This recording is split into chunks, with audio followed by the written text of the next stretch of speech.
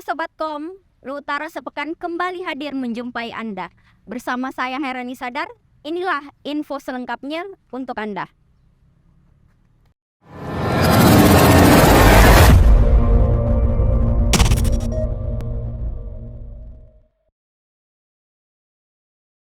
Berita pertama datang dari Bupati Lu Utara Indah Putri Indriani yang melakukan mutasi. Tercatat pada 30 Januari 2023, 8 pejabat pimpinan tinggi Pratama resmi bergeser. Bupati Lu Utara Indah Putri Indriani resmi mengambil sumpah dan melantik pejabat pimpinan tinggi Pratama, administrator, dan pengawas di Aula Legaligo pada Senin 30 Januari 2023. Dalam pelaksanaannya, 8 pejabat tinggi Pratama bergeser. Mereka adalah Jasrum Kepala Dinas Pemberdayaan Masyarakat dan Desa, menggantikan Misbah yang kini menjabat Kepala Dinas Pendidikan dan Kebudayaan.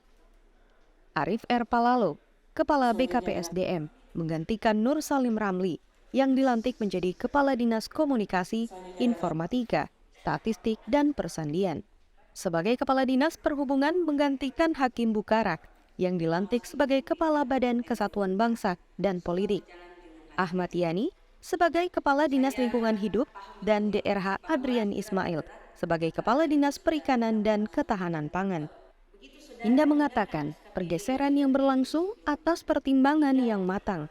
Untuk itu, kepada pejabat yang baru dilantik, ia meminta agar segera melakukan konsolidasi internal dan segera bergerak melakukan percepatan.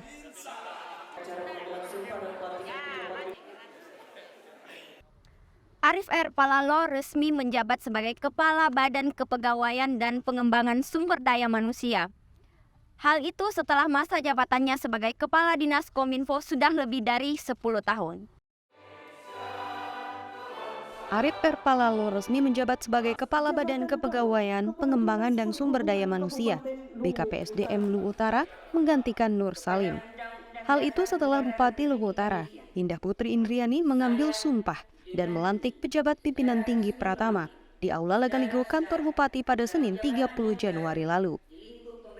Indah dalam sambutannya mengatakan, menggeser Arif R. Palalo dari jabatan sebelumnya, mengingat masa kerjanya sebagai Kepala Dinas Kominfo SP sudah lebih dari 5 tahun. Arif R. Palalo pun meminta kepada seluruh jajaran Dinas Kominfo, termasuk kepada pejabat baru untuk tetap memperhatikan 6 poin penting, yakni Indeks SPBE, Indeks Keterbukaan Informasi Publik, Quick Win Smart City 2023, Satu Data Indonesia, pemerataan infrastruktur BTS, dan penerapan tanda tangan elektronik sampai kecamatan.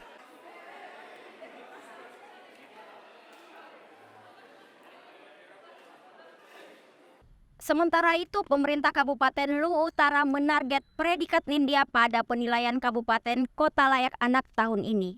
Untuk mencapai hal itu, gugus tugas KLA menggagas regulasi untuk memenuhi 6 klaster yang telah ditetapkan. Pemerintah Kabupaten Lu Utara menargetkan meraih predikat Nindya pada penilaian kabupaten atau kota layak anak tahun ini. PLT Kepala Dinas Pemberdayaan Perempuan dan Perlindungan Anak, Pengendalian Penduduk dan Keluarga Berencana, Andi Zulkarnain mengatakan, pihaknya terus berbenah dalam pemenuhan hak anak di Kabupaten Lu Utara.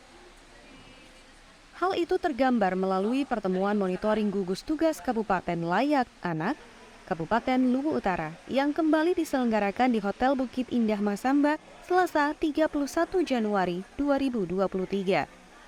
Ia menuturkan, pada dasarnya Kabupaten Lu Utara sudah memenuhi semua indikator penilaian untuk kategori Nindya. Hanya saja terdapat sisa dokumentasi yang tidak terinput. Tidak sampai di situ.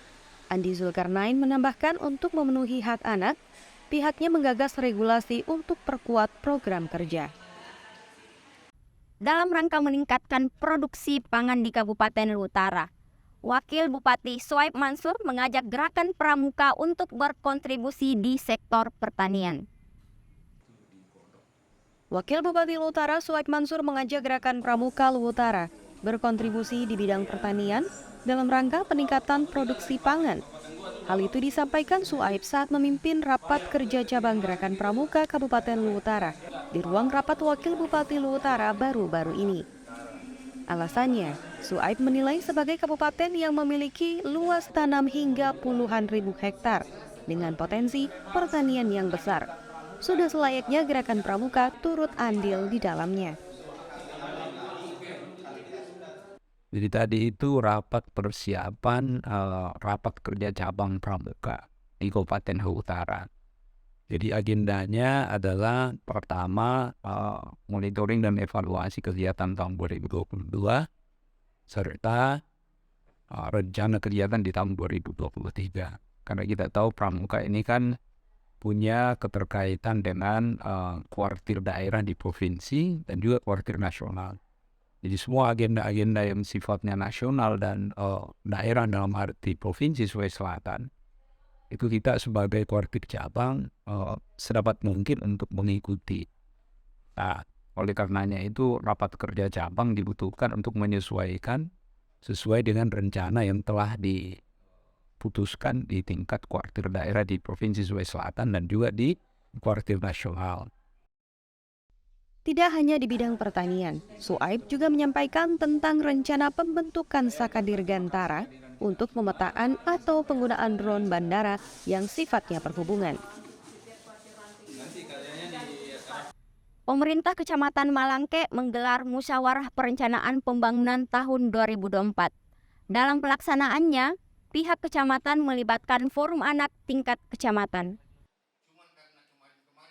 Pemerintah Kecamatan Malangke menggelar musyawarah perencanaan pembangunan atau Musrembang. Menariknya, Musrembang yang digelar di kantor kecamatan tersebut juga melibatkan forum anak. Camat Malangke, Mursalim menuturkan pelibatan forum anak adalah upaya mengakomodir usulan untuk pemenuhan hak-hak anak. Ada beberapa poin yang menjadi masukan, diantaranya forum anak meminta agar dilakukan pembentukan kembali forum anak tingkat kecamatan. Sementara itu, Armiadi saat membacakan sambutan Bupati Luwu Utara menyampaikan, selain usulan masyarakat untuk tetap membahas program prioritas, diantaranya fokus menekan kemiskinan ekstrim dan angka stunting.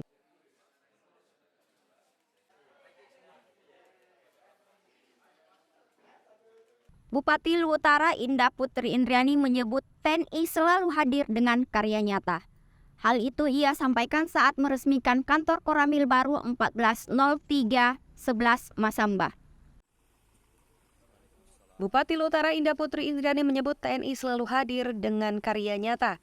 Hal itu ia sampaikan saat meresmikan kantor baru Koramil 140311 Masamba, Kamis 2 Februari 2023. Indah mengatakan sejak terbentuknya Luwu Utara, TNI kerap terlibat dalam pembangunan kota, seperti melakukan pembukaan jalan Onondoa Rampi sepanjang 80 km. Kegiatan TNI Manunggal Membangun Desa atau TMMD, baik di era pemerintahan pertama hingga saat ini, termasuk beberapa program karya bakti. Indah bahkan menyebut TNI hadir pada masa transisi menuju pemulihan pasca banjir bandang, dan hal ini dibuktikan dengan pembangunan drainase dalam kota Masamba. Terkait dengan selesainya rehabilitasi pembangunan kantor baru Koramil, Indah berharap dapat memberikan manfaat lebih dan menjadi berkah bagi masyarakat Masamba. Harapan fungsi pelayanan TNI semakin meningkat dan semakin membaik karena diikuti dengan suasana kerja yang lebih nyaman. Sebelumnya, Dandim 1403 Palopo Letkol Infantri Afriyadi Nijo mengatakan, pembangunan kembali kantor Koramil merupakan bentuk kepedulian dari Pemda terhadap TNI, khususnya TNI AD, di Koramil 140311 Masamba.